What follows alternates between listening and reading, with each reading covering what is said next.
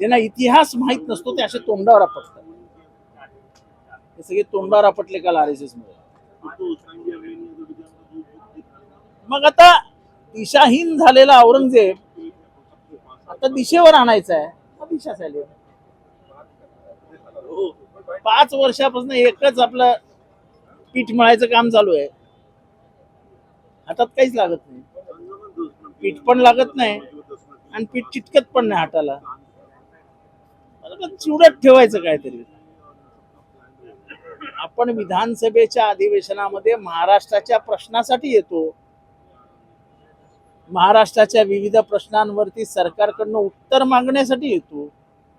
महाराष्ट्रातले विविध गंभीर प्रश्न सोडवण्यासाठी येतो.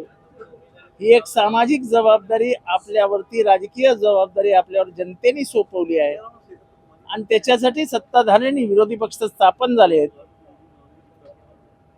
ही साधी माहिती तर सभागृहात असणाऱ्या प्रत्येकाला असावी.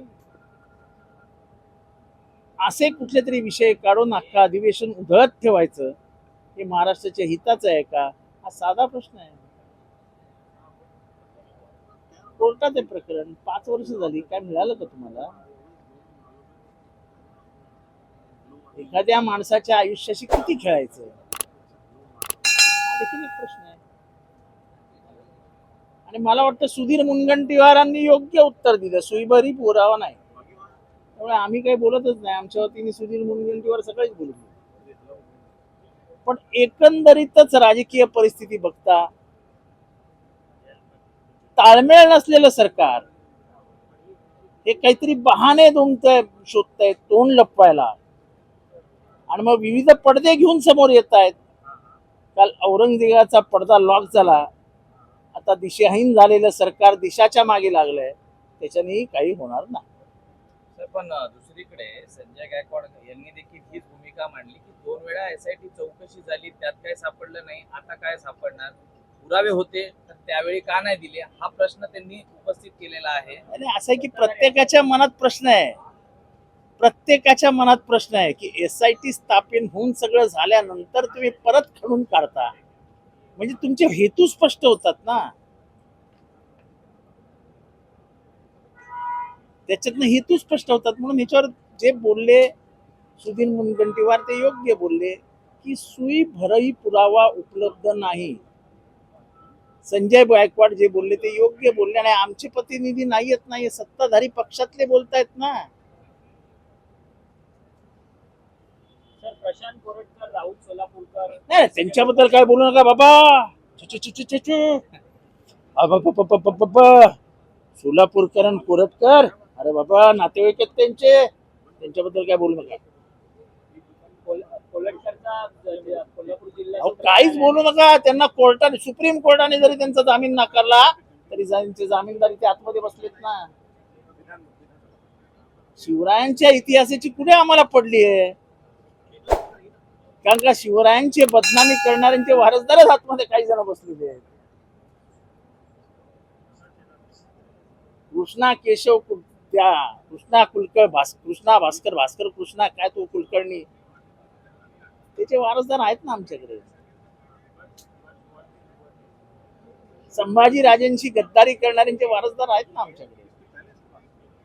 आम्ही त्यांच्यावर कधीच चर्चा करणार नाही. संभाजी महाराजांच्या इतिहासात, त्यांच्या कारकिर्दीत त्यांच्याशी झालेली गद्दारी, त्यांची हत्या करण्याचा केलेला प्रयत्न, याच्यावर चर्चा करायची नाही.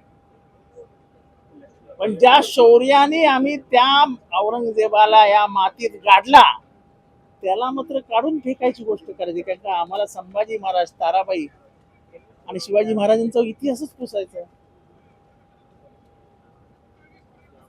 त्यामुळे या इतिहासाचं विकृतीकरण करणं हा यांचा अजेंडा होता. मी परत एकदा RSS चे आभार मानतो की काल त्यांनी औरंगजेबाच्या कबरीला लॉक लावलं. आज यांच्या सगळ्यांच्या थोबाडालाही लॉक बसलं. काही सत्ताधाऱ्यांचं असं मत आहे.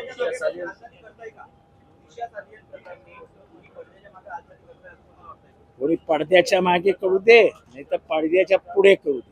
संजय देशमुख, तो संजय काय, तो गायकवाड बोलला ना की 2-2 वेळा SIT झाली, काही मिळालं नाही, आता कशाला मध्ये पडताय? पडू दे मध्ये, काय आता 2 दिवस उरलेत, त्यांचा उद्देश सफल झाला. आता अख्खं सभागृह गुंडाळलं त्यांनी औरंगजेबाच्या नावाने. मी कालच बोललो, तुम्हारी जेब देखो औरंगजेब मत देखो. आपली आर्थिक परिस्थिती कुठे चालली ते बघूया. 350 वर्षापूर्वीचा औरंगजेब मदतीला नाही येणार आता, तो तुमच्या राजकीय मदतीला येईल. त्याला सुद्धा काल लॉक लागलेलं आहे. सोमनाथ सूर्यवंशी संतोष देशमुख हत्या प्रकरण आपल्याला त्याच्यावरती काही बोलायचं नाही. सोमनाथ सूर्यवंशीवरती अजिबात बोलायचं नाही. त्या गरीब बिचारीची एकट्याची आई लढते. दलित समाजातल्या अल्पसंख्याक समाजातला सोमनाथ सूर्यवंशी. मी नेहमी विचारतो प्रश्न, त्यांनी काय स्वतःला मारून घेतलं का? तो कशाने मेला याचं उत्तर आजपर्यंत सरकारने दिलेलं नाही. गरीबों की जान जान नहीं होती क्या? सरकारला त्याचं उत्तरही देवंसं वाटत नाही. सोमनाथ सूर्यवंशी मेला कसा? त्याला मारला कोणी? जर अशाच प्रकारे दलितांवरती, अल्पसंख्याकांवरती, छोट्या छोट्या समाजांवरती अत्याचार आणि अत्याचार वाढणार असेल तर फुले शाहू आंबेडकरांचा महाराष्ट्र गेला कुठे हा प्रश्न विचारावा लागतो. भेटेत राज्यपालांकडे काय मागणी केली आणि कशासाठी भेटली? सभागृहाचं कामकाज नियमानुसार चालत नाही हेच आमचं त्यांना सांगणं होतं. खर तर या कामकाजावरती बहिष्कारच घालावा असं मी पहिल्या दिवशी सांगणार होतो. आतमध्ये न्याय मिळणार नाही हे आम्हाला माहिती होतं. दगडापुढे डोकं आपटून आपल्याला न्याय मिळत नसतो. आपलंच डोकं रक्तबंबाळ होतं. आज 32 लक्षवेधी लागले आहेत. त्यात विरोधी पक्षाच्या फक्त 4 आहेत.